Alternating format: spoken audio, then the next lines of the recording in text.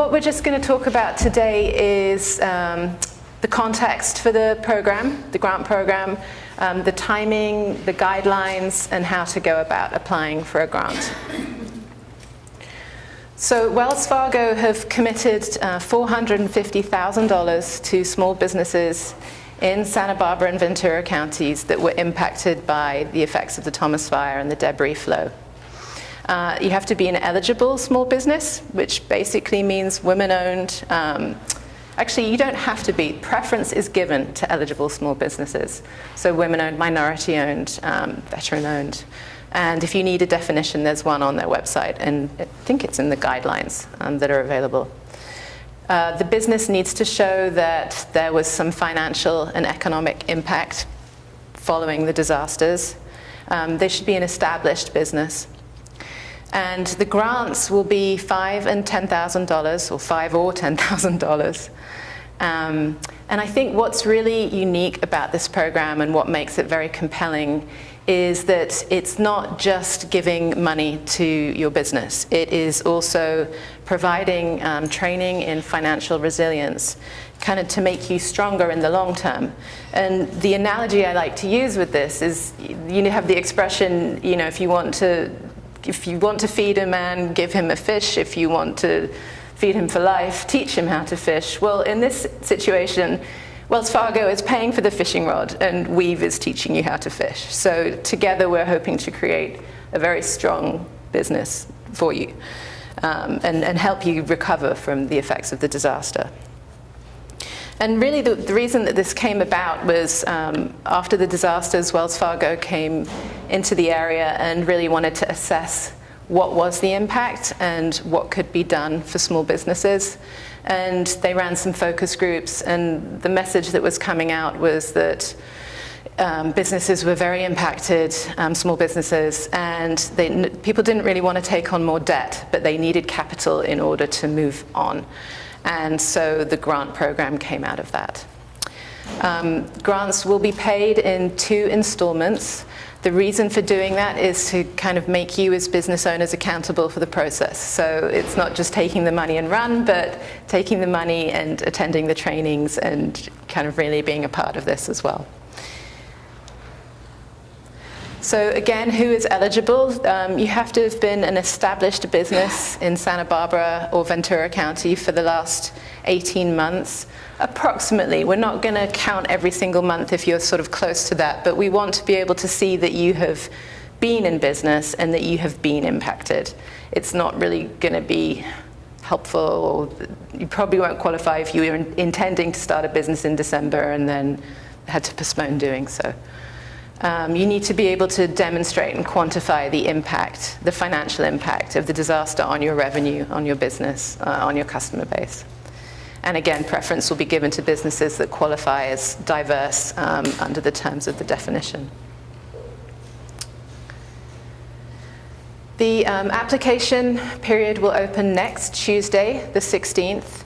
It's going to be an online application process through Weave's website. There will be hard copy applications available at the Weave offices, and you can just email me and say that you wanted to come in and pick it up, or just stop by the office if for any reason you couldn't fill in the application online. It's a fairly straightforward application form. We want, name and address and business name, but we also want some financial summaries, the gross revenue, gross profit for last year and this year, a description of how you would use the funds if you were to be successful in getting a grant award. And I think the point to make with that is we want this to be sort of an investment in your financial resilience for the business. So what does that mean for you? And it's going to be unique for each business. And I'm happy to meet with you if you don't have a clear sense of what that might be for your business. But some examples might be to give your website an upgrade, to invest in some marketing software that can push your business out to lots of different potential clients. I guess that the point is that we want to drive revenue reacquisition following the disasters, and then grow the revenue as well. So, what's on your wish list? Do you need a new piece of equipment that will help you do your work better or serve your clients better? So again, it's going to be specific for your businesses, but that's the intention behind this. It's not to plug the gap that went before. It's for you to think about how can we invest in our business more going forward and kind of grow the revenue from that perspective. We will require financial statements for the business for this year to date and for 2017. And by financial statements, I mean a profit and loss account and a balance sheet. If you don't traditionally prepare financial statements, then I think that's probably a conversation that we need to have offline to perhaps address how best for you to apply. And then tax returns for 2017, 2016. If you filed an extension for 2017, then a copy of that extension letter. If you don't file as a business, copies of your personal tax returns. Okay. So the time period, the application cycle will open next Tuesday, the 16th. It will be open for a full month until November the 16th, unless we receive 150 applications before then, in which case we will close the application window sooner. The grants will be announced on December the 4th, which is the anniversary of the Thomas Fire starting. And we would hope to have grant agreements signed by the people receiving the grants and a first installment of the grant funds distributed. We're going to be splitting it 75%, 25%. So you should have 75% of the grant award by the end of the year.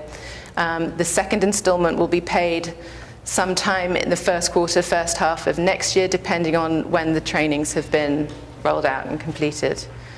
And again, that's really to give you some accountability into this process. As part of you receiving a grant, you'll be asked to sign a grant agreement, which again will commit you to kind of proper use of the funds, attending the training as required. And also, we're going to be performing surveys over the next 3 years of how this money may, and the training, not just the money and the training combined, has impacted you. So we want to see whether this has some value and some measurable benefit to you. So you will get sent periodically some email surveys. Pretty straightforward. And then finally, a word about the training. So what do we mean by financial resilience? Well, we're in a very fast-changing environment. And there's a lot of dips economically, good and bad, and really being a resilient business is being able to respond to those changes in your environment, to being nimble, to being adaptable, and to having a good solid foundation so that you can adapt.